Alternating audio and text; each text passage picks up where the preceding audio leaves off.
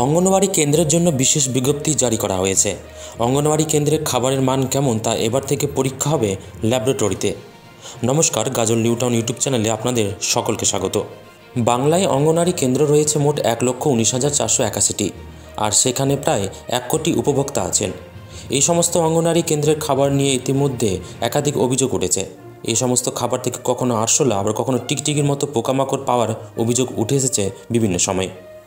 অঙ্গনওয়াড়ি কেন্দ্রের খাবার শিশুর স্বাস্থ্য ও বিকাশের ক্ষেত্রে কাজে লাগে, তাই সেখানের মান খারাপ হোক চান না আইসিডিএস ডিরেক্টরেট। বিভিন্ন সংবাদ প্রতিবেদন মাধ্যম থেকে জানা যাচ্ছে, পুষ্টিগুণ সহ ভালো মানের খাবার শিশু মায়েরা পাচ্ছেন কি না নিয়মিত দেখা হবে। তাই এবার পরীক্ষা করে দেখে নেওয়া হবে মানটা, কারণ এই খাবার খেয়ে যাতে কেউ অসুস্থ না হয় তার জন্যই আগাম পদক্ষেপ গ্রহণ করা হচ্ছে। খাবারের মান খারাপ ধরা পড়লে কড়া সাজার মুখে পড়তে হবে। প্রত্যেক জেলায় মাঝে মধ্যে বিভিন্ন অঙ্গনওয়াড়ি কেন্দ্রে অভিযান চালানোর কথাও জানানো হয়েছে। এই বিষয়ে বিজ্ঞপ্তি প্রকাশ করেছে নারী, শিশু ও সমাজ কল্যাণ দপ্তর। জানা গেছে, অঙ্গনওয়াড়ি খাবার নিয়ে সম্প্রতি কিছু অভিযোগ জমা পড়ে নবান্নে সরাসরি মুখ্যমন্ত্রীর কাছে। তখন সিদ্ধান্ত নেওয়া হয় উপভোক্তারা কেমন মানের খাবার পাচ্ছেন সেটা যাচাই করে দেখা হবে। পুরো পশ্চিমবঙ্গ জুড়ে প্রত্যেক জেলাতেই অঙ্গনওয়াড়ি কেন্দ্রের খাবার পরীক্ষা করা হবে ল্যাবরেটরিতে। তাই ডিস্ট্রিক্ট নিউট্রিশন কমিটি গড়ার নির্দেশ দেওয়া হয়। এই কমিটির চেয়ারম্যান করা হয়েছে জেলা শাসককে।